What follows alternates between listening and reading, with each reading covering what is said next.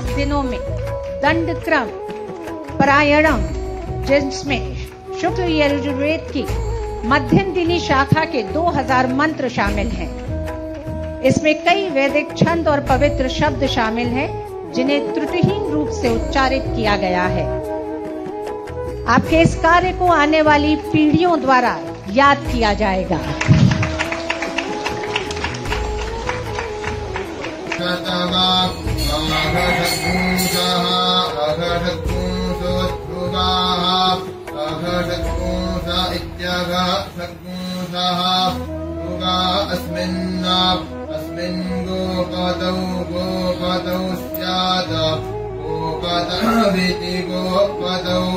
विश्व का सबसे प्राचीन धर्म सनातन, वो परंपरा जो न किसी व्यक्ति से शुरू हुई न किसी किताब से, वो परंपरा जो श्रुति है, सुनी और याद की हुई ध्वनि, जिसे ऋषियों ने सिर्फ सुना नहीं जिया था।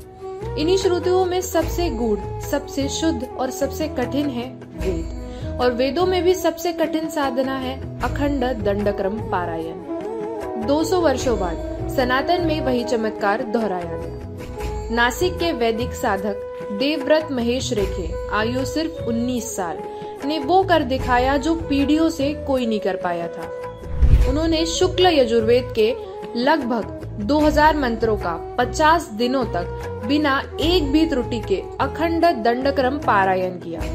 दंडक्रम वो पद्धति है जिसमें स्वर, मात्रा, दीर्घ, विराम, गति, श्वास और लय 100% उसी प्रकार होना चाहिए जैसे ऋषियों ने निर्धारित किया था।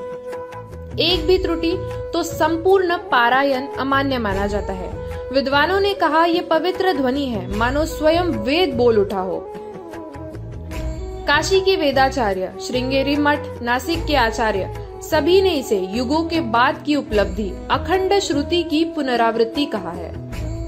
प्रधानमंत्री नरेंद्र मोदी व मुख्यमंत्री योगी आदित्यनाथ ने भी देवव्रत को बहुत बधाई देकर माना कि भारत की नई पीढ़ी सनातन की ओर लौट रही है। वेद मूर्ति, तप का प्रत्यक्ष प्रमाण। ये उपाधि जन्म से नहीं, तप, अनुशासन, शुद्धता और अद्भुत स्मृति से मिलती है। मध्य भारत और नासिक की परंपरा में ऐसा अखंड दंडक्रम करीब 2 सदियों के बाद दर्ज हुआ है। इससे पहले नासिक और काशी में कुछ महान आचार्यों को ये उपलब्धि मिली थी, जो आज भी वैदिक गुरुकुलों की दीवार पर आदर्श के रूप में लिखे जाते हैं। उनके बाद पहली बार भारत को नया वेद मूर्ति मिला है देवव्रत के रूप में।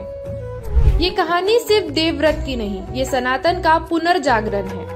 आज जब दुनिया तेजी से बदल रही है, जब युवा मोबाइल में खो जाते हैं, तभी 19 साल का एक युवक जगत को याद दिलाता है, जो अपनी जड़ों को भूलता है उसका भविष्य कभी भी मजबूत नहीं होता। देवव्रत का तप एक संदेश है कि वेद केवल ग्रंथ नहीं, एक जीवन शैली है। सनातन केवल विश्वास नहीं, एक वैज्ञानिक परंपरा है। और भारत केवल देश नहीं, एक आध्यात्मिक सभ्यता है। युवाओं के लिए प्रेरणा। श्री देवव्रत ने दिखाया कि ध्यान, अनुशासन, तप और स्वाध्याय आज भी वही शक्ति रखते हैं जो उन्होंने हजारों वर्ष पहले ऋषियों को दी थी। आज का युवा चाहे डॉक्टर बने, इंजीनियर बने, पत्रकार बने या सैनिक, यदि वो अपने अंदर थोड़ा सा भी देवव्रत जगा ले तो वो भी अपने जीवन का वेद मूर्ति खुद बन सकता है। सनातन की ध्वनि फिर गूंजी है, नासिक से काशी तक, श्रृंगेरी से संपूर्ण भारत तक। युगों के बाद अखंड वेद फिर जागा है। ये केवल एक उपाधि नहीं, ये एक कालखंड की वापसी है।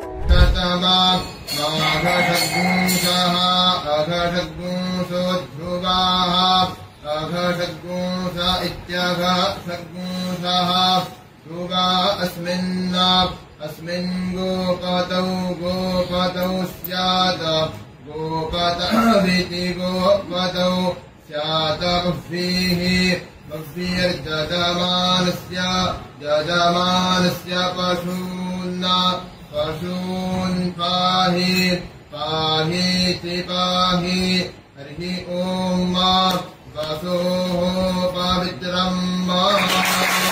और न्यूज फर्स्ट ये कहानी लेकर आया है क्योंकि सनातन की हर ध्वनि धर्म नहीं, धर्म का ऋण है। Report news first. हमारा हर शब्द समाज की आवाज, हमारी हर पहल निष्पक्षता का कदम। आपकी हर समस्या में आपसे पहले दिखेंगे हम हैं न्यूज फर्स्ट। ईश्वर का सच, हमारा साहस और आपका विश्वास। सच, साहस और विश्वास। अगर आप ये वीडियो YouTube पर देख रहे हैं तो हमारे चैनल को सब्सक्राइब कर बेल आइकन दबाएं।